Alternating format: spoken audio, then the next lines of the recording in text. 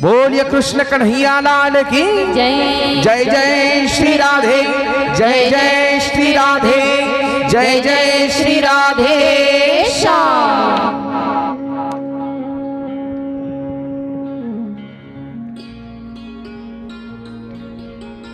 भगवंताच्या अवतार लीलांचं वर्णन आपण ऐकतोय। 5व्या स्कंदापर्यंत आपण आलोत आणि आपल्याला भगवान गोपाल कृष्णाच्या जन्मापर्यंतची कथा ऐकायची, म्हणजे आपल्याला 10व्या स्कंदापर्यंत जायचंय। 5 स्कंद आपण ऐकलेत आणि अजून आपल्याला 4 स्कंद ऐकायचेत। जेवढ्या शक्य होतील तेवढ्या चांगल्या कथा सांगण्याचा प्रयत्न करणार आहे। तुम्ही म्हणाल महाराज मग चांगल्या चांगल्या आणि मग बाकीच्या काय वाईट आहेत का सोडून दिलेल्या? नाही, भगवंताचं चरित्र आहे, याच्यातलं एकही अक्षर वाईट नाही आहे। 18,000 श्लोकामधला त्या श्लोकाचं एकही अक्षर सोडायचं नाही आहे, पण वेळेची मर्यादा आहे आपल्याला म्हणून। 6व्या स्कंदामध्ये आता आपण प्रवेश करतोय। 6व्या स्कंदामध्ये राजा परीक्षिती, हे मी कालच सांगितलं, भागवत कथा हा एक संवाद आहे। ए पोरो लक्ष द्या रे इकडं, ए इकडं माझ्याकडे बघ। तू समोरचा काय खायला, तू ते समोरचं काय खायले, माझ्याकडे बघ पूर्ण, इकडं इकडं फिर, पीछे मोड, हा तसा शांत बसायचं। भागवत कथा हा एक संवाद आहे। राजा परीक्षिती कथा ऐकतो आहे आणि त्यांना कथा सांगतायत कोण? मोठ्यानं सांगा, सांगायला कथा। असं हळू बोललं की महिला मंडळीला ऐकू येतं, जोरात बोललेला ऐकूच जात नाही। घसा कोरडा होईपर्यंत महाराज सांगतोय, पण त्याचं कोणी ऐकत नाही। पण जितकं हळू न बोलला तितकं समजत आहे। बरोबर आहे ना बाबा? जितकं हळू न बोललं तितकं महिला मंडळीला समजते।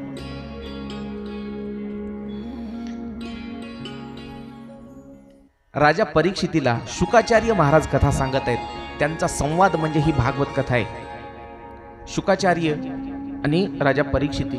राजा परीक्षितीनं एक प्रश्न विचारला शुकाचार्य महाराजांना, महाराज जर माणसाला पाप केल्याच्या नंतर अनेक नरक यातना होतात, नरक यातना, साधू संतांनी त्याचं वर्णन सांगितलं। मारिती झोडीती तोडीती यमाचे किंकर 2 वर्ष, 2 वर्ष का? मारिती झोडीती तोडीती यमाचे किंकर बहुसाल, अनेक दिवसापर्यंत, अनेक वर्षांपर्यंत, कित्येक वर्ष यमाचे दूत माणसाला त्रास देतात, जीवाला त्रास देतात। मग या नरक यातनांपासून, त्या यमाच्या यातनांपासून जर वाचण्याचा काही मार्ग आहे का नाही तो सांगा। असा काही मार्ग नाही का की त्या यमाच्या दरबारात जायचीच वेळ येऊ नये? माणसाला नरकामध्ये जायचीच जर गरज नाही पडली तर यातना भोगायची गरज पडेल का? शुकाचार्य महाराज म्हणतात बरोबर आहे राजा, नरकापासून मुक्ती मिळू शकते माणसाला, आणि ती मुक्ती मिळू शकते फक्त भगवंताच्या नामानं। ते म्हणले महाराज नामामुळं मुक्ती कशी मिळते? काय होतं नाम घेतल्यानं? काय होतं नाम घेतल्यानं? त्याचं वर्णन हरिपाठामध्ये माऊलींनी सांगितलं। माऊलींनी कसं होतं नाम घेतल्यावर काय होतं? तृण अग्नि मिळे समरस झाले, तैसे नामे केले जपता हरी, तैसे नामे केले जपता हरी, तैसे नामे केले जपता हरी। हरी मुखे मना, हरी मुखे मना, काळी काळी मुखे मना, हरी मुखे मना, हरी मुखे मना, हरी मुखे म्हणा, पुण्याची गणना कोण करी, पुण्याची गणना कोण करी,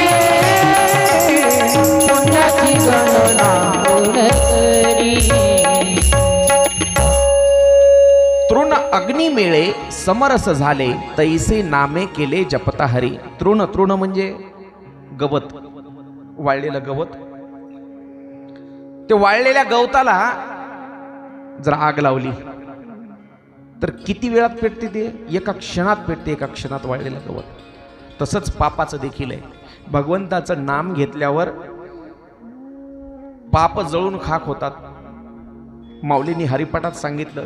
तसंच एक अभंग देखील आहे. त्या अभंगामध्ये पापाचे डोंगरच्या डोंगर पळतात असं सांगितलं. घेता नाम विठोबाचे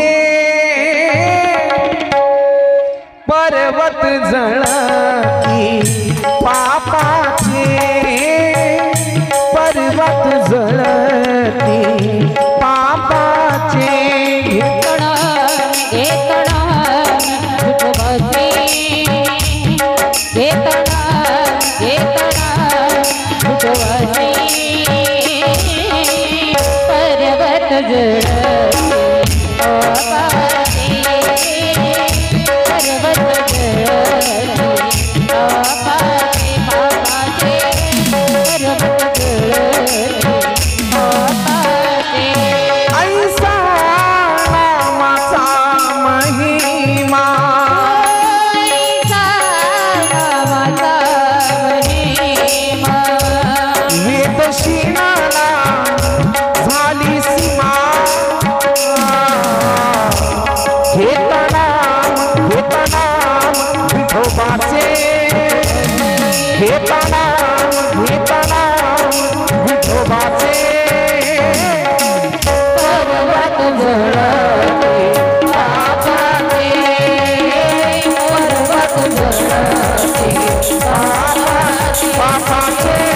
पर्वत जळते पापाचे. घेता नाम विठोबाचे पर्वत जळती पापाचे. ऐसा नामाचा महिमा वेद शिनला झाली सीमा. एवढा मोठा नामाचा महिमा आहे. शुकाचार्य महाराज राजा परीक्षितीला सांगतायत. राजा परीक्षितीनं विचारलं पुन्हा, महाराज या नामामुळं कोणाकोणाचा उद्धार झाला? दिदे बस खाली बस, नंतर कथा संपल्यावर आपण दोघं खेळू बस. या नामामुळं, नाम घेतल्यावर कोणाकोणाचा उद्धार झाला? कोणाकोणाचा उद्धार झाला? शुकाचार्य महाराज सांगतात, राजा ऐक. एक अजामिळ नावाचा ब्राह्मण होता, अजामिळ नावाचा. त्या अजामिळाची कथा सांगतो. तो अजामिळ नावाचा ब्राह्मण अतिशय विद्वान होता, अतिशय विद्वान. किती विद्वान? व्यास महाराज वर्णन करतात. कान्यकुब्जे द्विज कश्चिद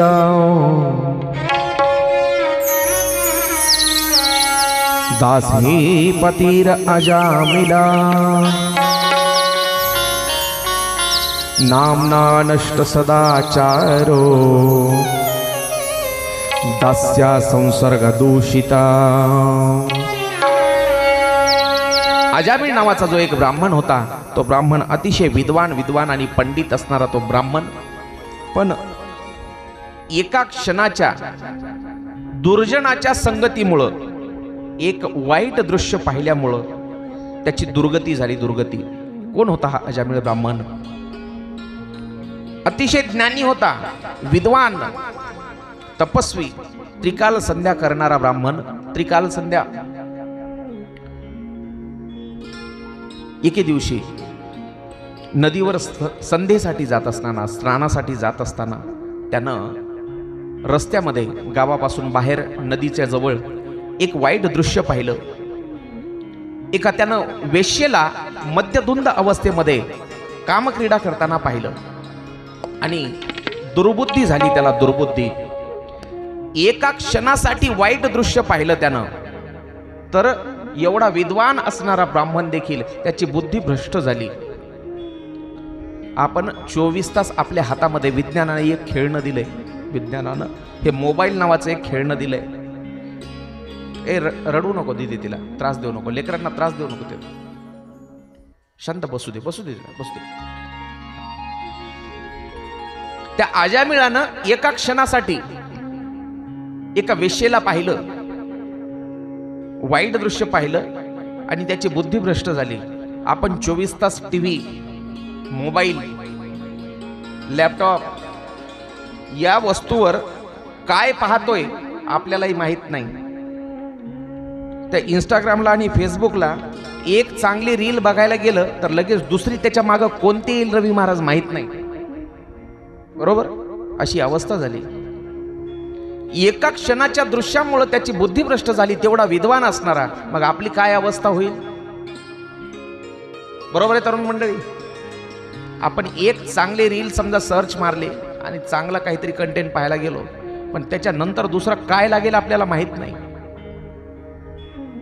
एका क्षणाच्या त्याच्या वाईट दृश्य पाहण्यामुळं त्याची सर्व आयुष्याची पुण्याई सगळी भ्रष्ट झाली. आणि आपण 24 तास त्या मोबाईलवर आहेत. रात्री जर 10 वाजता झोपायला आपण अंथरुणावर पडलो तर दादा असा मोबाईल धरून आपण झोपतोय. हळूहळू असे एक रील, 2, 3, 4, 5 अशा एक नाही शेकडो रील्स पाहतोय आपण, शेकडो. रात्रीचे 12, 2 वाजेपर्यंत, 3 वाजेपर्यंत झोपत नाही येत आपण. जेव्हा ते मोबाईल हातातला आपल्या तोंडावर असा पडल तेव्हाच मग ते मोबाईल आपण ठेवून देतो, मग झोपतो.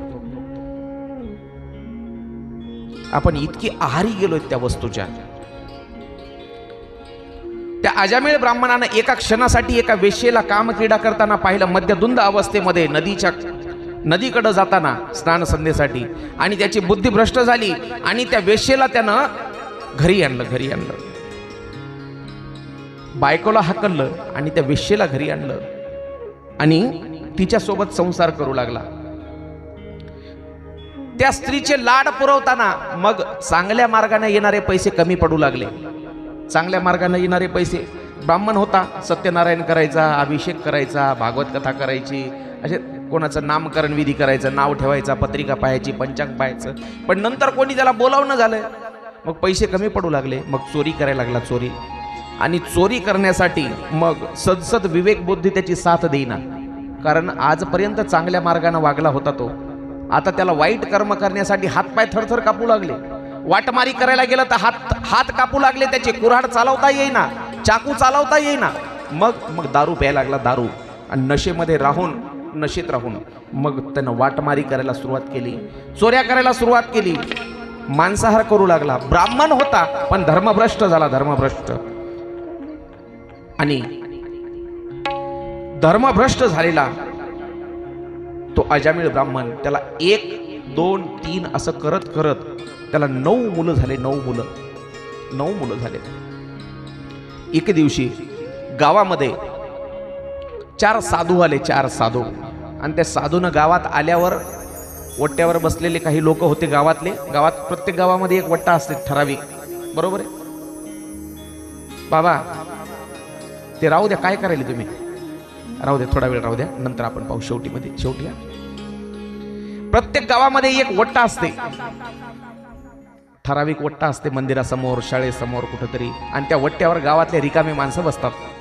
त्याला कोणता वट्टा म्हणतात? आमच्याकडे त्याला काय म्हणतात रवी महाराज? कुत्सर वट्टा म्हणतात त्याला. कुटाळक्या करायच्या रिकामे लोक आणि त्या वट्ट्यावर बसून गप्पा मारतात. तसा एक वट्टा होता त्या गावामध्ये, त्या अजामिळाच्या. 4 साधू आले आणि त्या वट्ट्यावर बसलेल्या लोकांना विचारलं त्या साधूंनी, अरे बाबांनो, आम्हाला जेवण करायचंय. गावामध्ये एखादं ब्राह्मणाचं घर आहे का? ब्राह्मणाचं? म्हणले आहे ना. त्या लोकांचं काम तेच होतं, आहे. म्हणले आम्हाला जेवण करायचंय. चला म्हणले, मी सोडतो त्या ब्राह्मणाच्या घरी. त्या साधूला सोबत घेतलं आणि त्यातला एक जण निघाला आणि अजामिळाच्या घरी आणलं. पाहूच म्हणलं या साधूची मजा पाहण्यासाठी. अजामिळाच्या घरी आणलं त्या 4 साधूला. त्यावेळेला अजामिळ घरी नव्हता, अजामिळ घरात नव्हता. अजामिळ बाहेर चोरी करायसाठी गेलेला, वाटमारी करायसाठी गेलेला. त्या साधूंनी त्यांच्या पत्नीला आवाज दिला, माई, आम्हाला जेवण करायचंय आणि आम्हाला काहीतरी शिधा दे, शिधा. त्या अजामिळाच्या त्या पत्नीनं, त्या वेश्येनं विचार केला, आयुष्यामध्ये माझ्या दारात कोणी याचक आला नाही, भिक्षुक आला नाही, कधी आयुष्यामध्ये पुण्याचं काम केलं नाही, निदान आता तरी या साधूला मी काहीतरी दिलं पाहिजे खायला. तिला सद्बुद्धी सुचली आणि तिनं एक तांदूळ दिले थोडेसे आणि सांगितलं, बाबा, बाजूला गाईचा गोठा आहे, ते झोपडी आहे, आणि तिथं जा आणि तिथं खीर बनवा आणि खा. त्या साधूंनी तिथं चूल पेटवली आणि त्यांनी तिथं खीर बनवली. खीर बनवली आणि जेवण केलं त्यांनी. आणि जेवण केल्यावर साधू चारही निघाले. माई येतो आम्ही. ठीक आहे बाबा जा. कोण म्हटली? ती अजामिळाची पत्नी, 9 मुलांची आई, आता 10व्यांदा गर्भवती होती. दिवस होते तिला.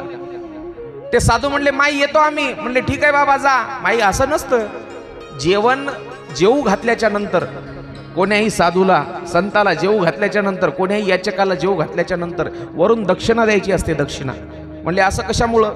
म्हणले दक्षिणा ही यज्ञाची पत्नी आहे. दक्षिणा कोण आहे? यज्ञाची पत्नी. आणि जेवू घालणं, कोणालाही जेवू घालणं किंवा स्वतः जेवण करणं हे एक प्रकारचं यज्ञ कर्म आहे. आपण जेवताना म्हणत नाही का, उदर भरणनो हे जाणीजे यज्ञ कर्म. जेवण करणं किंवा कोणाला जेवू घालणं हा एक प्रकारचा यज्ञ आहे. आणि तो यज्ञ केल्याच्या नंतर वरून दक्षिणा द्यावी लागते. यज्ञ नुसतं एकटा नाही ना सागर. यज्ञ एकटा आहे का? यज्ञाला पत्नी आहे आणि त्या पत्नीचं नाव काय आहे? दक्षिणा. म्हणून दक्षिणा द्यावी लागते. दक्षिणा दे माई, 101 रुपये दे. ती म्हणली या महाराजाला जेवू घाला ते घाला, वरून 101 रुपये बी द्या का? देत नाही म्हणली. माझ्याजवळ पैसे नाहीत, येऊ द्या माझ्या मालकाला आणि मग त्याला द्यायला होते. कोणाला येऊ द्या? आजामिळाला. त्या साधूला वाटलं आजामिळ म्हणजे कोणीतरी सज्जन आहे काय की. थांबले वाट पाहत दारामध्ये. दारात थांबल्यावर त्याच वेळेला आजामिळ आला. आजामिळ हातामध्ये कुऱ्हाड, खांद्यावर असं धनाचं गाठोडं रुमालामध्ये बांधलेलं आणि झिंगत लेझिम खेळत आला आजामिळ. लेझिम असे आजामिळ आता बी राहतात गावामध्ये. लेझिम खेळत आला झिंगत. कोण रे तुम्ही? ते म्हणला आम्ही साधू आहे. कशामुळे थांबलात? म्हणजे बाबा तुझ्या पत्नीनं आम्हाला जेवण दिलं, भोजनदान दिलं, आता तू दक्षिणा दे. देऊ का? म्हणला दक्षिणा. हातातली कुऱ्हाड. देऊ का दक्षिणा? कोणाला पाहिजे दक्षिणा? त्याच्यातले 3 जण मागच सरकले. कोणाला पाहिजे म्हणला दक्षिणा? 3 जण मागच सरकले. ज्याला पाहिजे ते पुढं या म्हणला. कोणाला पाहिजे दक्षिणा? पुढं या. 3 जण आपोआप मागं सरकले. ती एकटाच पुढं राहिला. तुला पाहिजे का दक्षिणा म्हणलं? ते जरा असं सागर सारखं थोडं धीट होतं काय की. हो म्हणला मला पाहिजे दक्षिणा. देऊ का दक्षिणा? म्हणला अशी दक्षिणा नाही पाहिजे. मग तुझी पत्नी गर्भवती आहे. हो. तुझ्या पत्नीला आता 10व्यांदा मुलगा होणार. मुलगा. म्हणला बरं. त्या मुलाचं नाव नारायण ठेव. नारायण. ते म्हणला मी माझ्या मुलाचं नाव नारायण ठेवेल, नाही तर अजून काही ठेवेल. तुला रे काय मिळणार? म्हणला माझ्या देवाचं नाव चालवणारा जगामध्ये एक वाढला, मिळाली मला दक्षिणा. ठीक आहे म्हणला ठेवलं जा. साधू निघून गेले. आणि इकडं त्या अजामिळाच्या पत्नीचे दिवस पूर्ण झाले. तिला एक मुलगा झाला आणि त्यानं वचन दिल्याप्रमाणे मात्र नाव नारायण ठेवलं. नारायण. आता म्हातारा झाला होता अजामिळ आणि म्हातारपणी झालेला तो मुलगा फार लाडका. सर्वात शेवटी झालेलं फार लाडका असते का नाही माय? लहान्यावर सगळ्यात जास्त जीव. हा मोठे पण तुमचेच असतात. एक लक्षात ठेवा, लहान्यावर सगळ्यात जास्त जीव. अजामिळ त्याला नारायण नारायण नारायण करायला लागला. सगळे जसे दिवस जातात, नवरा बायकोचं पहा. लग्न झाल्यावर बाबा काही दिवस फार प्रेम असतं नवरा बायकोचं. काही दिवस फार प्रेम असतं. लग्न झाल्यावर तुम्ही बसा ना, काय करायला? बसा तुम्ही खाली बसा. नंतर सांगतो मी कथा हे करायचं. कृष्ण जन्माच्या वेळेला मी सगळी सूचना देतो. काय सांगत होतो मी? हा नवरा बायकोचं सांगत होतो काहीतरी. हा लग्न झालं बाबा, तारुण्याचे दिवस असतात, फार प्रेम असतं नवरा बायकोचं. दोघं एवढे एकमेकाकडे एवढे प्रेमानं पाहतात. जेवढे तारुण्यामध्ये पाहतात तेवढेच म्हातारपणात पाहतात का? नवरा बायको तारुण्यामध्ये जसे एकमेकाकडे प्रेमानं पाहतात तसे म्हातारपणी पाहतात का दादा? अहो बघतच नाहीत. प्रेमानं तर सोडा, कसेच बघतच नाहीत. एका बांधावर एका धुऱ्यावर असे गवत कापतात, काम करतात शेतात सोबतच, पण एकमेकाकडे पाहत नाहीत. आणि पाहिलं तर असे डोळे वटारून लालबुंद डोळे करून पाहतात. एवढे लाल डोळे. त्या दोघांच्या मध्ये माझ्यासारखं तिसरं गेलं तर जळून जाग्यावर खाक व्हावं, एवढे लाल डोळे करून पाहतात. या अजामिळाचंही तसंच. अजामिळ अपवाद नाही त्याला. जसं अगोदर पटत होतं बायको सोबत, आता पटना झाले. म्हातारपणी असंच होते. बायको तिकून दात वट खाती.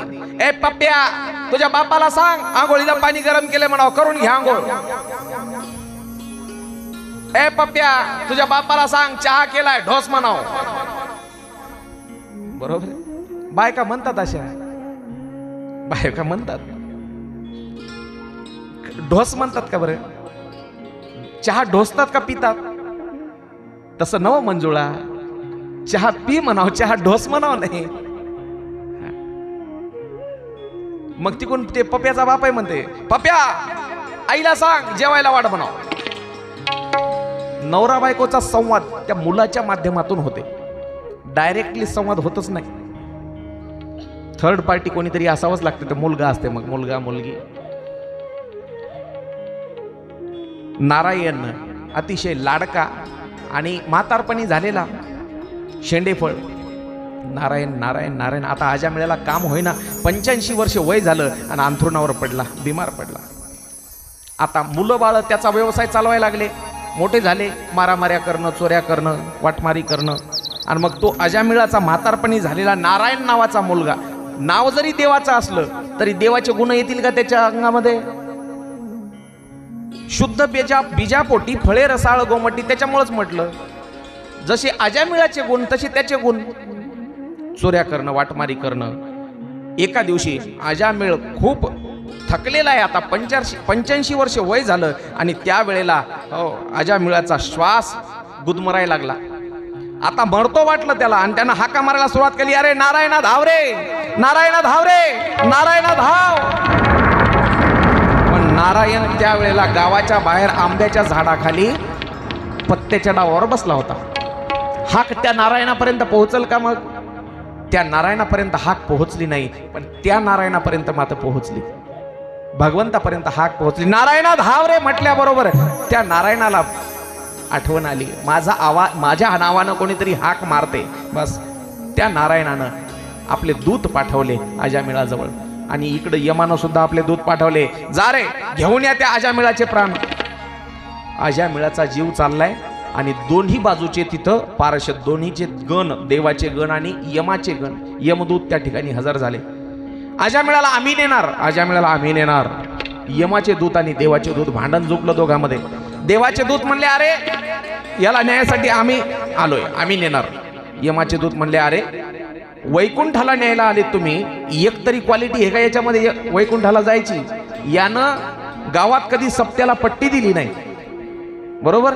यानं कधी अन्नदान केलं नाही, एकही पंगत वाढली नाही, दुसऱ्याची कधी सोडली नाही. पहिल्या पंक्तीला पुंडलिक आणि स्वतःच्या घरी कधी माणूस जेवू घातला नाही. मग याला तुम्ही नेता कशामुळे वैकुंठाला? म्हणले, यानं आमच्या मालकाचं नाव घेतलं. ते म्हणले, आयुष्यात एकदाच घेतलं, नारायणा धाव रे. म्हणले, एकदा जरी घेतलं तरी नाव घेतलं ना बस. म्हणले, तुमच्या मालकाचं थोडंच घेतलं, पोराचं घेतलं. म्हणले, पोराच्या निमित्तानं का होईना पण घेतलं ना, आम्ही नेणार. भांडण जुंपलं आणि भांडण गेलं यमाच्या दरबारामध्ये. अजामिळाला सोबतच घेऊ म्हणले, चला तिकडून तिकडच जाता येईल आपल्याला, पेट्रोल महाग झाले, परत इकडं कशाला यायचं. यम दरबारामध्ये भांडण गेल्यावर यमाच्या दरबारामध्ये दोन्हीकडचे दूत आपली आपली बाजू सांगायला लागले, यमाचे दूत आणि देवाचे.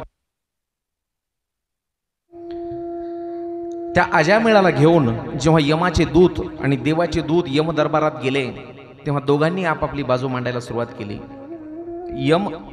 ते यमाचे दूत सांगतात, महाराज यांनी आयुष्यभर पाप केले, सगळे पाप केले. लोक यांनी शेजाऱ्याचा कडबा चोरून आणला,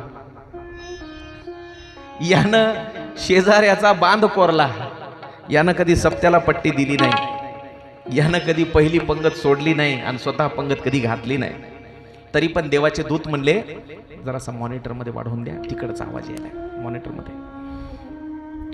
देवाचे दूत म्हणले, यांनी आमच्या मालकाचं नाव घेतलं, मालकाचं म्हणजे आमच्या नारायण भगवंताचं नाव घेतलं, याला आम्ही नेणार.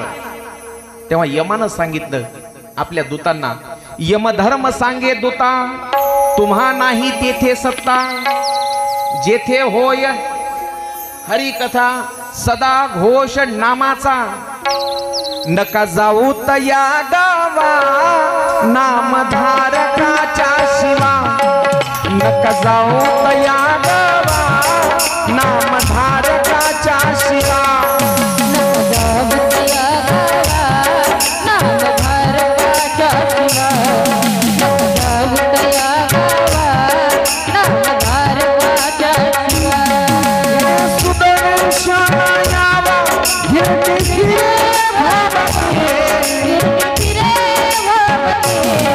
नका जाऊ तया गावा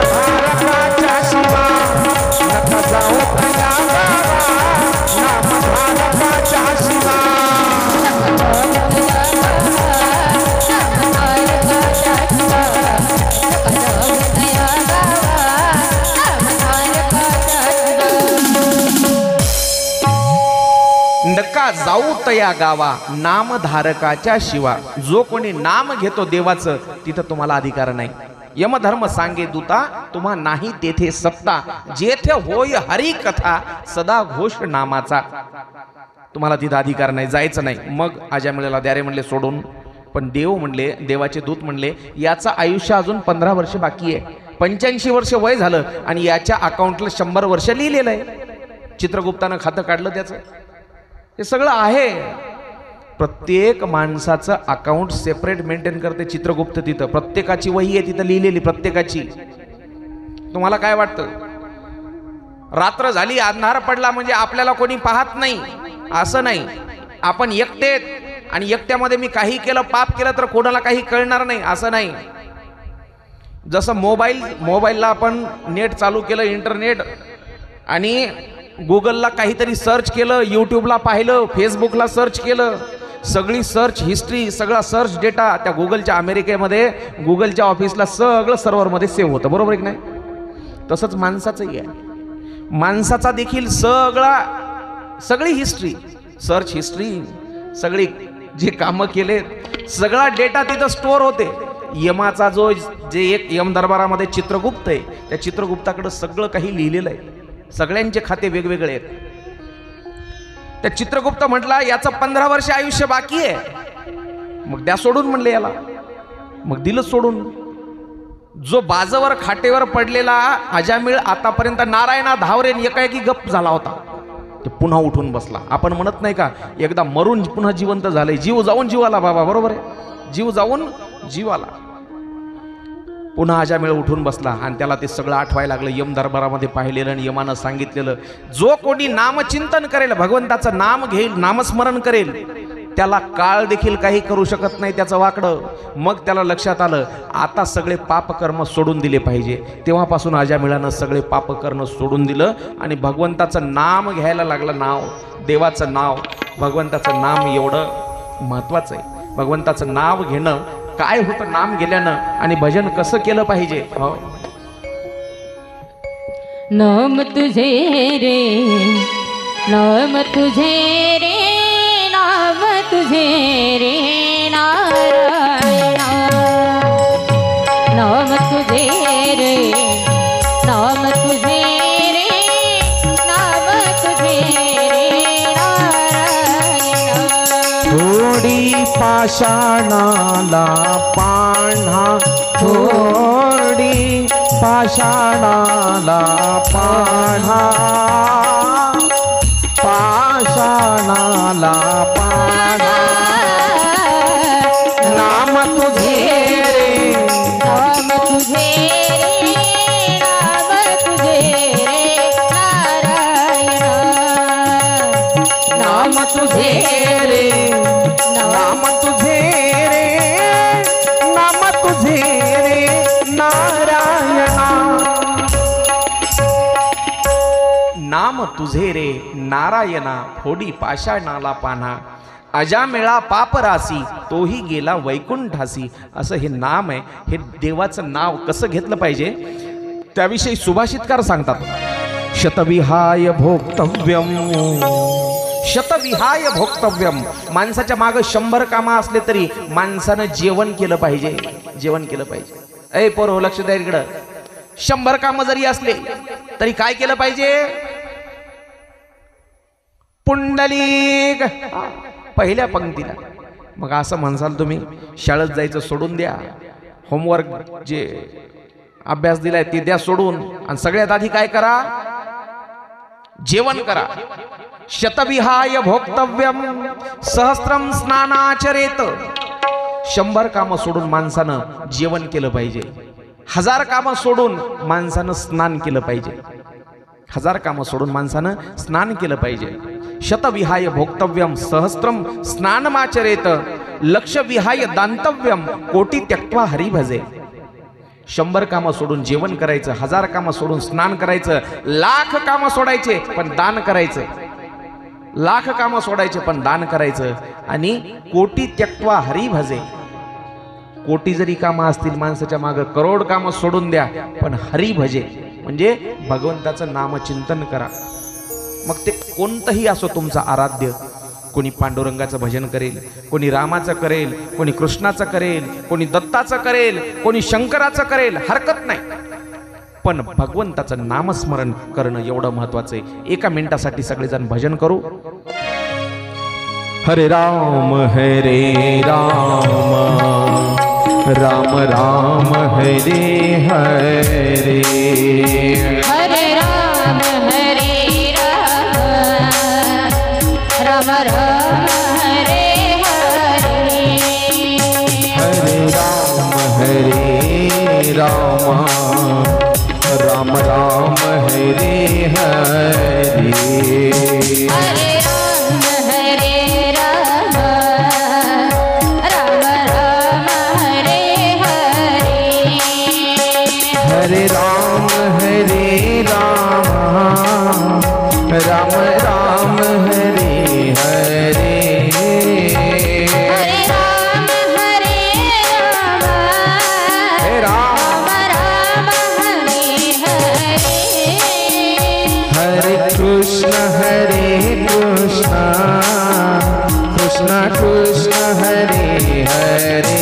कृष्ण कृष्ण कृष्ण हरे हरे, हरे राम राम राम हरे हरे, हरे राम राम राम हरे राम राम हरे हरे, राम राम हरे राम राम हरे,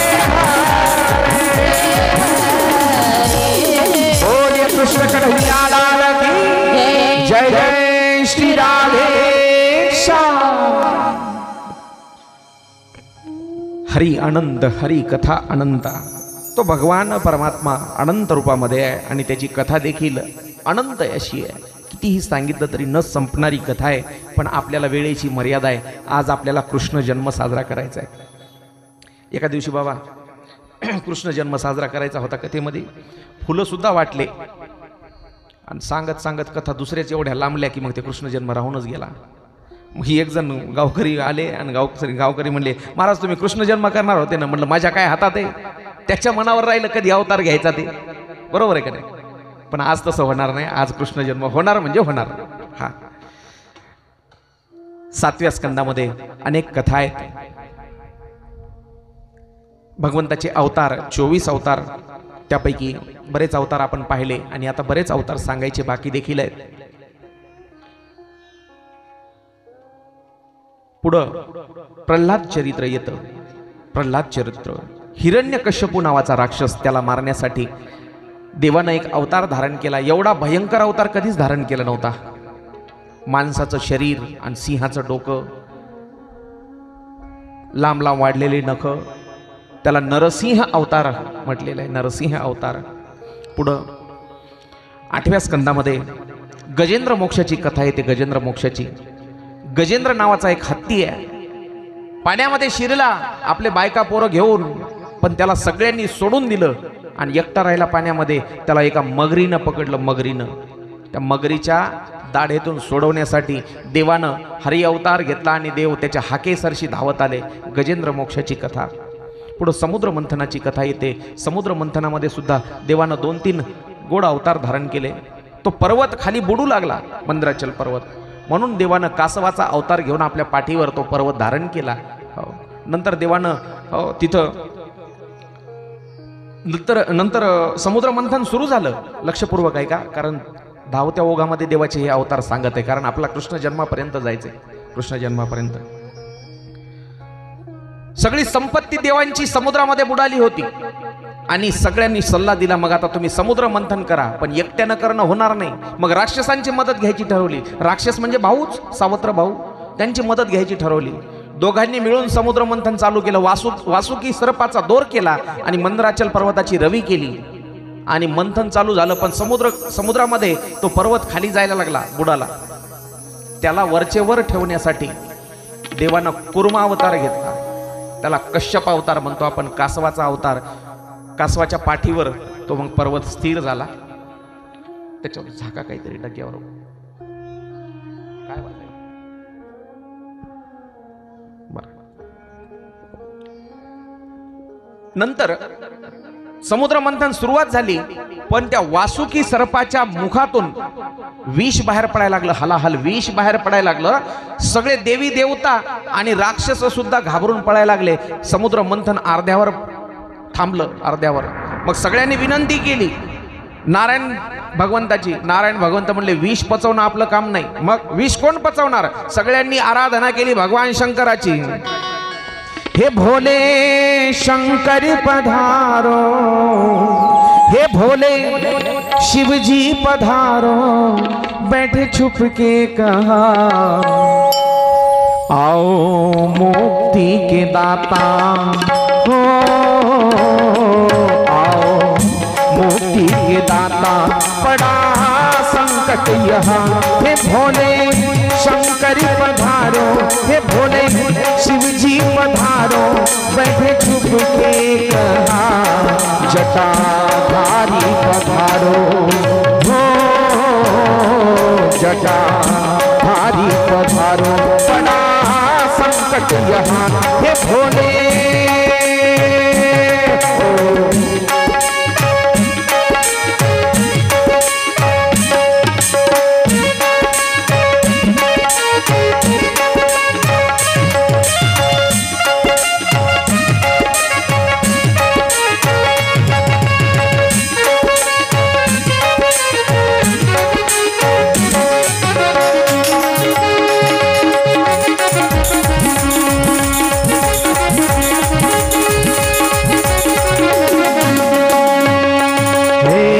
भगीरथ को गंगा प्रभु तुमने दी थी, सगर जी के पुत्रों को मुक्ति मिली थी।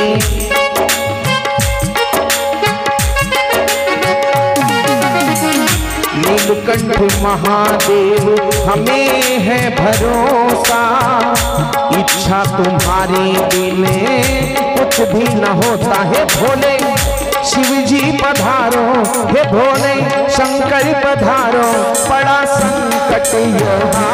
आओ मुक्ति के दाता हो, आओ मुक्ति के दाता, बड़ा संकट यहाँ। हे भोले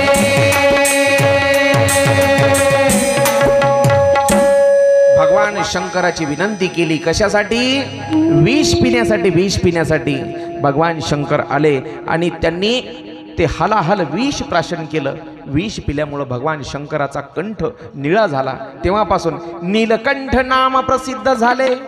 भगवान शंकरांनी विष प्राशन केलं आणि पुन्हा समुद्र मंथनाला सुरुवात झाली. 14 रत्न निघाली त्यातून. 14 रत्न हो, त्याच्यामधून लक्ष्मी निघाली. बाबा लक्ष्मी निघाली, मदिरा निघाली, कामधेनू निघाली, ऐरावत निघाला, अजून पारिजातक निघाला, गोमाता गाय कामधेनू ती निघाली, अजून लक्ष्मी सांगितली. सगळ्यात महत्वाचं अमृत निघालं. अमृत. आणि ते अमृत घेण्यासाठी भांडणं लागले. भांडणं असं म्हणतात. अमृत कलश हल्ला आणि त्यातून अमृत खाली पडलं. कुठं कुठं पडलं? त्या ठिकाणी पडलं ज्या ठिकाणी कुंभ होतो. तो महाकुंभ आता चालू आहे प्रयागला. आपल्या महाराष्ट्रात सुद्धा होतो. कुठं कुठं होतो? नळदुर्गला, नाशिकला. नाशिकला कुंभ होतो. चला, त्या अमृत वाटपावरून भांडणं झाले देवाचे आणि राक्षसांचे. मग नारायण भगवंतानं मोहिनी अवतार धारण केला आणि मोहिनी अवतार धारण करून राक्षसांना फसवलं आणि देवतांना अमृत पाजलं. मग राक्षस चिडले. त्यांचा एक राजा होता बळी नावाचा. त्या बळी खूप पुण्यवान दानी होता. पण त्या बळीचं पुण्य एवढं वाढलं, त्यानं स्वर्गाचं राज्य मिळवलं. देवता हरले युद्धामध्ये आणि स्वर्गावर राज्य करू लागला बळी. पण देवाची बाजू कधीही नारायण भगवंताची त्याच्या भक्ताच्या बाजूनं. मग देवाला जिंकवण्यासाठी वामनाचा एक अवतार धारण केला. वामन अवतार.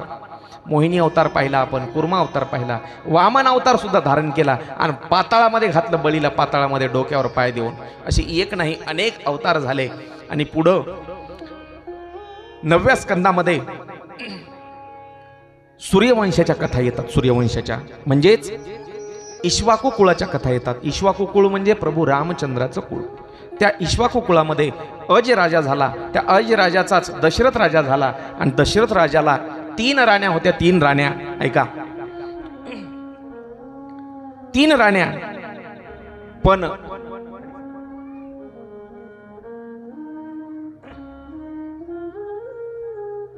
बस 3 राण्या आहेत. पण मी सांगतो नेहमी, देव सगळं देतो. देव दात देतो पण चणे देत नाही. चणे देतो मात्र दात देत नाही. सगळी धनसंपदा आहे, अयोध्येचं राज्य आहे, पण पोटी संतान नाही. काय करावं? राजा चिंतित आहे. आपल्यानंतर या अयोध्येचं राज्य कोण सांभाळेल? त्यावेळेला राजा दशरथ आपले गुरु वशिष्ठ त्या वशिष्ठाकडे जातात आणि वशिष्ठाला मार्ग विचारतात. महाराज, काय केलं म्हणजे मला मूलबाळ होईल? राजा, काळजी करू नको. अरे, प्रत्येक गोष्टीला उत्तर आहे. एक यज्ञ कर, पुत्र कामेष्टी नावाचा यज्ञ कर, तुला नक्की नक्की नक्की मुलगा होईल. पण ऐक, त्या अगोदर पुत्र कामेष्टी यज्ञ करण्याच्या अगोदर लक्षपूर्वक ऐका. फक्त 10 मिनिटं ही कथा ऐका लक्षपूर्वक, बस. ए चिल्लर, ए नीट बसा रे, सावधान.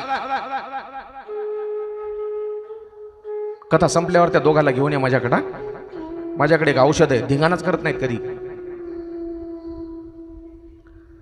राजा, यज्ञ कर, पुत्र कामेष्टी यज्ञ. पण यज्ञ करायच्या अगोदर तुला 3 शिकारी करावे लागतील. 3 शिकार कर. राजा म्हणला, मुलगा जर होणार असेल मला तर मी आजच शिकार करतो आणि उद्याला यज्ञ करतो. निघाला दशरथ राजा. घोड्यावर बसून राजा निघाला आणि घोर जंगलामध्ये 3 शिकारी करायला निघाला. भल्या पहाटे सकाळी निघालेला राजा, पण योगायोग दिवसभर फिरला पण एकही शिकार सापडली नाही. काय योगायोग असेल? जंगलात गेला राजा पण एकही पशु न भेटावा. एकही पशु भेटला नाही. काहीतरी विधी लिखित. सकाळची दुपारची सायंकाळ झाली. राजा तहान भुकेनं व्याकुळ झाला पण शिकार नाही सापडली. राजाने दृढ निश्चय केला मनाचा, शिकार केल्याशिवाय घरी परत जायचं नाही. 3 शिकारी करायच्या. 3 शिकारी. दिवसभर नाही शिकार मिळाली हरकत नाही, पण रात्रीच्या वेळेला तर मिळेल. उंच एका झाडावर, नदीच्या काठावर असलेलं ते झाड राजानं पाहिलं आणि त्या झाडावर राजा चढून बसला. अंधार झालेला आहे, मध्यरात्र व्हायची वेळ. आणि त्या वेळेला राजा विचार करतोय, एखादा पक्षी, एखादा प्राणी, एखादा जंगली पशु पाणी पिण्याच्या निमित्तानं या नदीच्या काठावर येईल आणि मी त्याची शिकार करेन. त्याच जंगलातून राजा ज्या ठिकाणी शिकारीसाठी वाट पाहतोय तिथूनच काही अंतरावर एक तरुण आपल्या आंधळ्या आईबापाला कावडीमध्ये बसून काशीला निघाला होता. श्रावण त्याचं नाव. तो श्रावण बाळ आपल्या आंधळ्या आईबापाला घेऊन काशी यात्रेला विश्वनाथाच्या दर्शनासाठी निघालेला आहे. त्याच वेळेला तहानेनं व्याकुळ झालेले आईबाप म्हणतात, बाळ श्रावणा, अरे दुपारपासून तहान लागली रे बाळा, दुपारपासून तहान लागली. पण तू आमचं ओझं वाहतोस, तू देखील तहानलेला असशील म्हणून आम्ही तुला सांगितलं नाही की आम्हाला तहान लागली. पण आता आमची तहान अनावर झालेली आहे, प्राण जातो की काय असं वाटते. म्हणून आता बाळा आम्हाला एकदा पाणी पाज रे, पाणी पाज. आपल्या खांद्यावरची कावड काढली आणि एका झाडाच्या बुंद्याला अडकून ठेवली. त्या श्रावणानं हातामध्ये कमंडलू घेतला आणि पाण्याच्या शोधासाठी तो श्रावण बाळ निघाला. थोड्या अंतरावरून नदीच्या पाण्याचा आवाज येत होता. त्यानं आवाज ऐकला आणि त्या दिशेनं नदीकडे तो श्रावण बाळ निघाला. नदीचं पाणी पाहिल्याबरोबर श्रावण त्या पाण्याकडे धावला आणि 2 घोट पाणी प्याला उंजळीनं. पण त्याच वेळेला आपण स्वतः पाणी पितो ही जाणीव झाली आणि आपल्या आंधळ्या आईबापाची आठवण आली. अरे, आपण जर इथं पाणी पित राहिलो तर आपले आईबाप पाण्या वाचून तडफडून मरतील. म्हणून हातातला कमंडलू घेतला आणि पाण्यामध्ये बुडवला. बुडवून सरळ केल्याबरोबर त्यातली हवा बाहेर आली आणि कमंडलूतून बुडबुड बुडबुड असा आवाज आला. एका झाडावर चढून एका शिकारीची वाट पाहणाऱ्या त्या दशरथ राजाला आवाज कानावर पडला आणि राजानं भात्यातून एक धनुष्य बाण काढला आणि आपल्या धनुष्यावर चढवला. लक्षवेधी बाण सोडला राजानं आणि सुसू करत तो बाण आला आणि बाळ श्रावणाच्या छातीत येऊन घुसला. आई ग, मोठी किंकाळी त्या श्रावण बाळानं फोडली आणि हातातला कमंडलू बाजूला फेकला. ती किंकाळी ऐकली राजा दशरथानं आणि राजा दशरथानं झाडावरून खाली उडी मारली. अरे रे, माझ्या हातून कोणाचे तरी माणसाचे प्राण गेलेत. धावत राजा त्या ठिकाणी आला ज्या ठिकाणी श्रावण बाळ पडलेला होता. कमरे एवढ्या पाण्यामध्ये श्रावण बाळ पडलेला, सगळं पाणी रक्तानं लालबुंद झालेलं. आणि राजाने येऊन विचारलं, अरे कोण तू, कोण तू, मला विचारताय, तुम्ही कोण? अरे मी अयोध्येचा राजा दशरथ. दशरथ, वा वा वा, दशरथ राजे, चांगलं काम केलं तुम्ही, चांगलं काम केलं. अरे या आंधळ्या आई बापाची काठी असलेला मी एकुलता एक मुलगा आणि त्याचे प्राण घेतले तुम्ही. राजा, खूप नाव ऐकून होतं तुमचं. माझे वडील सांगायचे, माझी आई सांगायची, अरे पृथ्वीवर एक असा राजा आहे ज्याची मदत मागण्यासाठी स्वतः इंद्र सुद्धा स्वर्गातून येतो, असा राजा दशरथ. आणि त्यांनी मला मारावं. एका आंधळ्या आई बापाचा आधार असलेला हा बाळ श्रावण मारला, तो राजा मारला. त्यावेळेला हात जोडले राजा दशरथानं माफी मागतोय. श्रावणा, अरे मला माफ कर, मला माफ कर. राजा, मी माफ करेल, मी माफ करेल, पण माफी मागायची असेल तर माझ्या आई बापाची मागा. तहानलेनं व्याकुळ झालेले आहेत. राजा, मला एक वचन दे, मी मरणार आहे आता, मला वचन दे. माझ्या आंधळ्या आई बापाला पाणी पाजणार राजा, वचन दे मला. हात जोडले, मला माफ कर श्रावणा. आई बाबा, आई बाबा असं म्हणत म्हणत तडफडत श्रावण बाळाने प्राण सोडला. आणि त्या मातृ पितृ भक्त असलेल्या श्रावणाला राजा दशरथाने नमस्कार केला. बाजूला पडलेला कमंडलू उचलला आणि पाण्यानं भरला. आता श्रावणाच्या आई बापाला पाणी घेऊन राजा निघाला. आणि थोड्या अंतर चालून गेल्यावर पाहिलं, ते आंधळे आई बाप एका कावडीमध्ये, झाडाला लटकवलेल्या कावडीमध्ये बसून चर्चा करतायत. थोड्या अंतरावर राजा लांबच उभा आहे. जवळ जायची हिंमत होत नाहीये. काय तोंड देणार, काय उत्तर देणार. थोडं अंतर ठेवून राजा त्या आंधळ्या आई बापाची गप्पा चर्चा ऐकतोय. ती आई आपल्या त्या श्रावणाच्या बापाला म्हणते, अहो बराच वेळ झाला आपलं पोरग गेलंय जंगलामध्ये पाणी आणण्यासाठी. फार भयानक जंगल दिसते. वाघा सिंहाच्या डरकाळ्या ऐकू येतात. काही बरं वाईट तर झालं नसेल. अगं काय बोलतेस तू? तो श्रावणाचा बाप त्याच्या बायकोला म्हणतोय, काय बोलतेस तू? चांगलं बोल, शुभ बोल. अगं आपण कुठं निघालोय? काशी विश्वनाथाच्या दर्शनाला. मग तो काशीचा विश्वनाथच आपल्या बाळाला सांभाळणार नाही का? आपल्या बाळाला काय होत नाही, काही होणार नाही, काही होणार नाही. हो, मलाही तसंच वाटतं, पण आई आहे ना, मी आई आहे म्हणून मला काळजी वाटते. गप्पा आई आणि वडील दोघांच्या चालू आहे. त्याच वेळेला पायाची हालचाल होते आणि पाला पाचोळ्याचा आवाज झाल्याच्या नंतर राजा दशरथाला उद्देशून तो श्रावणाचा बाप म्हणते, कोण आहे तिकडं? आला का रे बाळ श्रावणा, ये दे बाळा पाणी दे. त्यावेळेला राजा दशरथ येतो आणि कमंडलू पुढे धरतो त्या आंधळ्या बापाच्या. हे घ्या पाणी, हे घ्या पाणी. बदललेला आवाज ओळखला त्या बापानं. हे घ्या पाणी म्हणणारा कोण आहेस तू? मी. अरे मी असा काय करतोयस? मी अयोध्येचा राजा दशरथ. दशरथ, तू का आणलास पाणी? आणावं लागलं. असा कोड्यात बोलू नकोस राजा, काय ते नीट सांग. आमच्या पोराचं काही बरं वाईट तर, एखाद्या जंगली जनावरानं तर आमच्या पोराला काही. जंगली जनावरानं नाही बाप, माय बाप, या अयोध्येच्या दशरथ नावाच्या जनावरानं मारलं तुमचं पोरग. राजा, अरे आमचं पोरग मारून आमच्या समोर तोंड दाखवायला आलास? लक्षात ठेव राजा, आम्ही तर आता तुझ्या हातचं पाणी पिणार नाही पाणी तुझं, फेक ते पाणी पिणार नाही, पण आमचा प्राण सुद्धा ठेवणार नाही. आम्ही प्राण सोडतो राजा, तडफडत प्राण सोडणार आम्ही. पण लक्षात ठेव, ज्याप्रमाणे आम्ही तडफडत प्राण सोडतोय राजा, तसा तू देखील एक दिवस प्राण सोडणार. आणि ज्याप्रमाणे आज आमचा मुलगा जवळ नाहीये, आमच्या मुलाच्या वियोगानं आम्ही मरतोय, तसाच तू देखील तुझ्या मुलाच्या वियोगानं मरशील राजा. तुझ्या मुलाच्या वियोगानं. श्रावणाची आठवण काढत काढत त्या आंधळ्या आई बापानं पाय घासत प्राण सोडला. राजाने चिता पेटवली. तीन चिता एकत्र जाळलं. त्यांना एकत्र चिता पेटवली. राजा दशरथ घरी गेला. काही दिवसानंतर राजानं पुत्र कामेष्ठी यज्ञ केला आणि 3ही राण्या गर्भवती आहेत. 3ही राण्या. प्रसाद मिळाला. यज्ञ देवतेनं स्वतः प्रसाद दिला. त्या प्रसादाचे काही वेगवेगळे भाग केले. एक भाग कैकेयीच्या हातामध्ये होता. घार आली, घारीनं उचलून नेला. बस ते घारीनं उचलून नेलेला प्रसाद तिकडे अंजनीच्या हातामध्ये टाकला. मग अंजनीच्या तपासाठी महारुद्र आले पोटी. त्याच प्रसादापासून हनुमंतरायाचा जन्म. आणि आता तीनही राण्या गर्भवती आहेत. आजपर्यंत त्या घरामध्ये बाळ काय असतं हेच माहित नाही. आता तीनही राण्या गर्भवती. राजाला आनंद वाटला. 2 महिने झाले, 3 महिने झाले, डोहाळे लागले. डोहाळे तीनही राण्यांना डोहाळे लागतात. महिला मंडळी काय काय खावंसं वाटतं? आंबे, पेरू, ते आंबट आंबट बोर. लेकर तुमच्याकडे संख्या जरा जास्तच आहे. लहान लहान लहान लहान. ए पाठीमाग कोणते? मारू नका, मारू नका, मारू नका, राहू द्या, राहू द्या, मारू नका.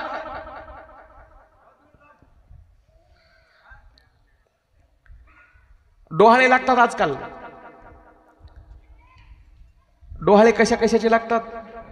चुलीतली राख खायची, कोळशे खायचे, काळ्या रानातली माती खायची. आमच्याकडं तर एक बाई होती, तिला बिड्याच ओढायचे डोहाळे लागले. बिड्याच ओढायची ती माऊली. काही जण मातीच खात्यात, मातीच. मी एका दिवशी आमच्या वसमतचे डॉक्टर साहेब आहेत, आमचे चांगले फॅमिली डॉक्टर आहेत, घरचे जवळचे संबंध आहेत. आणि त्यांना विचारलं, म्हणलं डॉक्टर साहेब ह्या महिला मंडळी माती का खातात? हो म्हणजे ज्ञानात माती पडल्यावर माती खाणार नाही तर काय खाणार? असं सांगितलं की हसतात. आणि काही चांगलं चिंतन सांगायला गेलं की सगळे घडीतले काटे एका जागी येतात तसे होतात त्याचे चेहरे. किती वाजतात? तुमच्याकडे घड्या वापरत नाहीत लोक? घडीचे काटे एका जागी आल्यावर किती वाजतात? हा 12 तसे चेहरे होतात चांगलं सांगायला गेलं की. असं सांगितलं की हसतात. चला डोहाळे लागले. काही डोहाळे विचारले, काही डोहाळे सांगितले. चिंचा खाव्यासे वाटतात, बोरं खावेसे वाटतात. सुमित्रेजवळ आले. सुमित्रेला त्या दशरथ राजानं डोहाळे विचारले. सुमित्रेचे डोहाळे विचारल्याच्या नंतर कौशल्येकडे राजा आला. कौशल्येकडं. आणि कौशल्याला विचारलं, कौशल्या राणी काय तुझे डोहाळे? त्यावेळेला कौशल्या काय म्हणते? काही खाण्यापिण्याचे डोहाळे सांगितले नाही. आत्ता धनुष्य हातात घ्यावं, घोड्यावर बसावं आणि त्या दुष्ट रावणाचा वध करावा. आणि रे धनुष्य मारी रे रावणा, आणि रे धनुष्य मारी रे रावणा, आणि रे धनुष्य मारी रे रावणा, आणि रे धनुष्य मारी रे रावणा, आणि रे धनुष्य मारी रे रावणा, आणि रे धनुष्य मारी रे रावणा. लंका विभीषणा देव देवी, लंका विभीषणा देवी, लंका विभीषणा देवी, लंका विभीषणा देवी.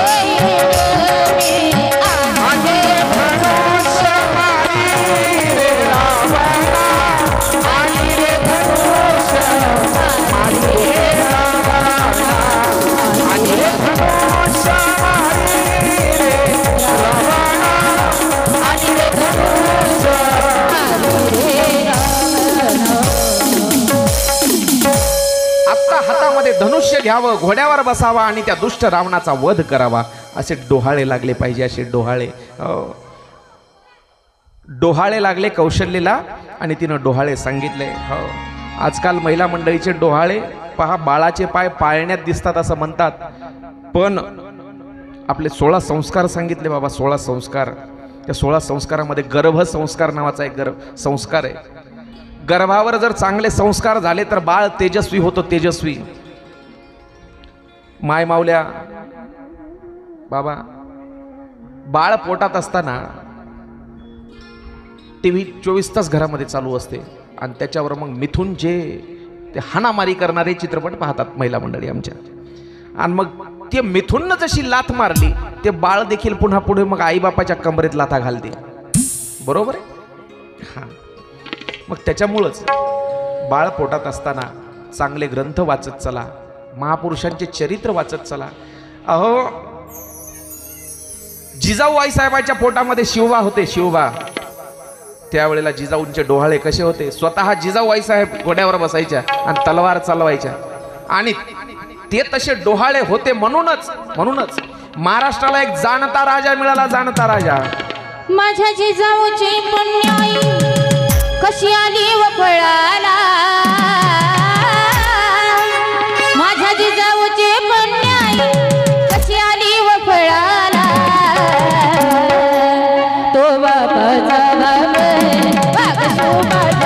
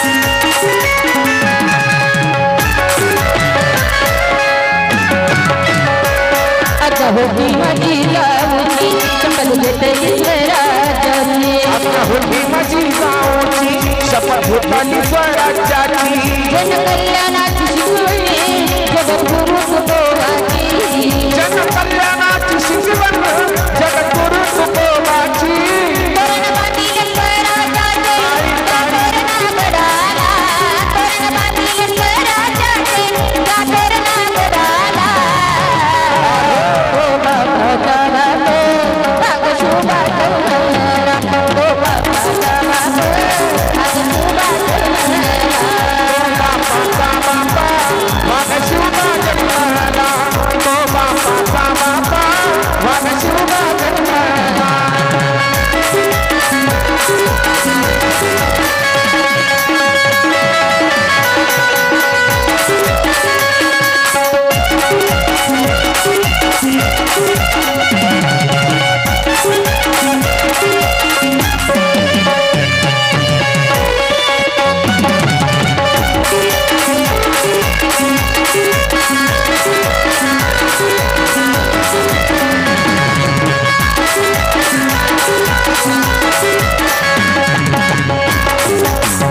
छत्रपती शिवाजी महाराज की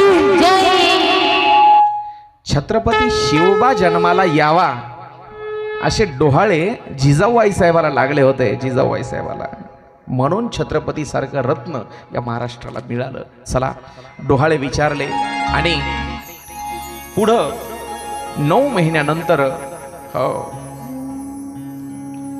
रामप्रभूचा जन्म. दुसऱ्या दिवशी लक्ष्मण भैया शत्रुघ्न भैया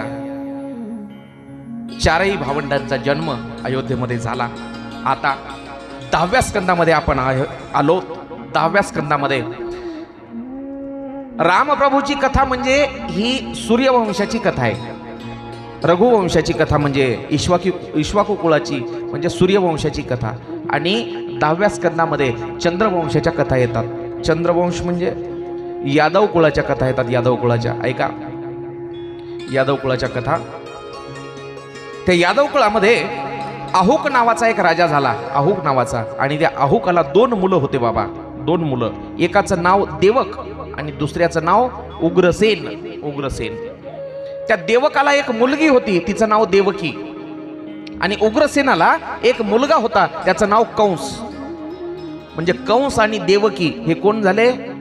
बहीण आणि भाऊ. बहीण आणि भाऊ. चुलत भाऊ चुलत बहीण. ठीक आहे. त्या कंसानं आपला बाप असणारा उग्रसेन स्वतः कैदेमध्ये टाकला. बापाला कैदेमध्ये टाकलं बरं का. बापाला. आणि स्वतः राज्यकारभार सांभाळतोय. स्वतः राजा झाला त्या मथुरेचा राजा. आणि लग्न लावलं त्यानं. बहिणीचं लग्न लावून दिलं. आपलाच मित्र त्या कंसाचाच मित्र होता वसुदेव. आणि त्या वसुदेवासोबत आपली बहीण देवकी. त्या वसुदेव आणि देवकीचं लग्न लावून दिलं. सकाळी थाटामाटामध्ये लग्न पार पडलं आणि संध्याकाळ झाली. संध्याकाळच्या वेळेला रथामध्ये त्या वसुदेवाला आणि देवकीला बसवलं आणि स्वतः रथ हाकतोय कोण? कंस. आणि त्यावेळेला आकाशवाणी झाली.